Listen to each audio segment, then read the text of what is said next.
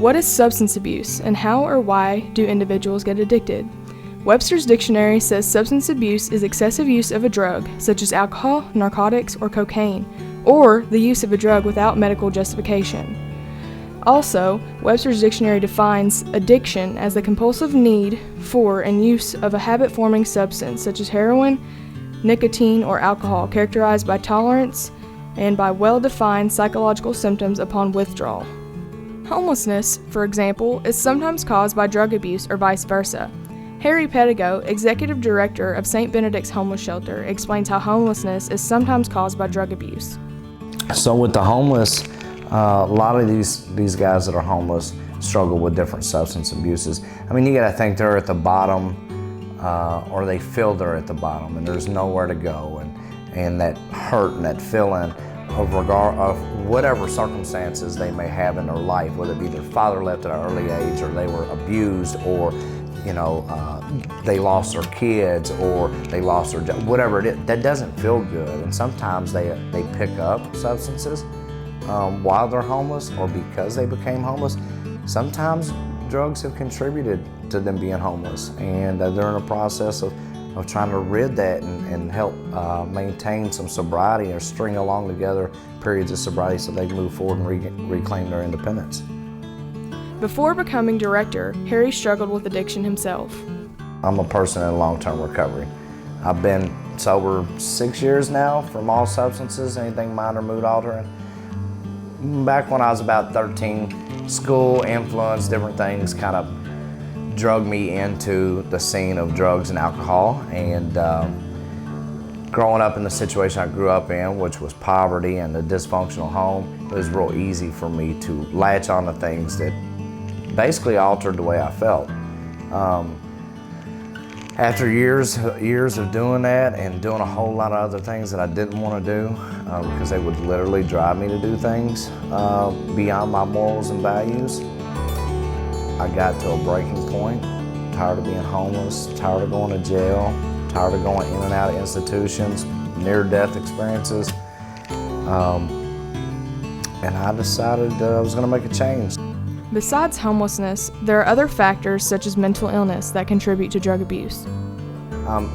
Working with some of these guys, what I realize is some people have mental illness, and a byproduct of that is they like to self-medicate. Some people self-medicate because they don't know that they have a mental illness. Does that make sense? So they kind of go hand in hand, and a lot of times they have to be duly diagnosed. There's lots of guys that are seeking mental help and drug addiction together so that they can rid the problem. Circumstantial aspects play a role as well, whether it's exposure at home or peers at school. My father smoked marijuana, and never really seen my mom do anything. We always had people coming in and out of our house that were doing other drugs and substances. As I got older and matured, I'd realized my mom had been kind of closet drinking. I'd never seen her really intoxicated. So I did grow up in an environment like that. So somebody in my family or that was coming in the household was always putting things in front of us kids, or talking about it or doing it. So, I mean, peer pressure is a big thing in society today, and it was back when I was in school. I mean, people are doing things you want to feel a part of. That alone's enough pressure.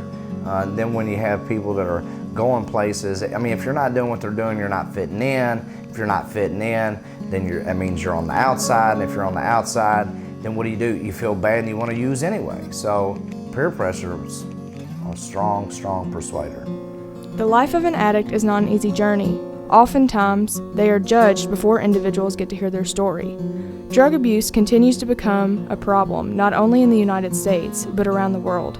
The first step in helping is understanding why individuals use them. Harry leaves us with encouragement that people can overcome drug addiction, and explains there are many ways individuals can find help if they choose to seek it. On a positive note, people do change their lives. There are many self-help meetings. They're all over the world. All over the world. There's support out there. People care. They really do care, and there's help if individuals want it. In a person that changes their life, that makes the change or desires that change, or turn out to be leaders in the community. They can be anything they want to be. They have a great mind, and most of them are brilliant. So there's hope, and there's always somebody that's willing to lift them up. A lot of times our pride gets in the way, so I'd encourage everyone, if they know somebody or has somebody that's touched with homelessness or drug addiction, to reach out. There's people everywhere that want to help. It helps them to help the next person. So don't deny them that. Don't deny somebody the ability to help and bless themselves and also bless that individual. At the end of the day, what it all comes down to is I had to rid all this junk out of my life. And I try to help get rid of all the junk, all the bad stuff I'm doing. And in that, I tapped into a relationship with God. God had always been there. He'd always been there, but I was too caught up in the darkness to see it. But when I was able to start moving that darkness around, He started showing me everywhere He'd been, every person He put in my life, everything that was said to me, every resource that come at me, He showed me where He was at. He showed me those footprints in the sand where He was carrying me. And without Him, without His strength, I've never been able to lower my pride and say, hey, can you help me?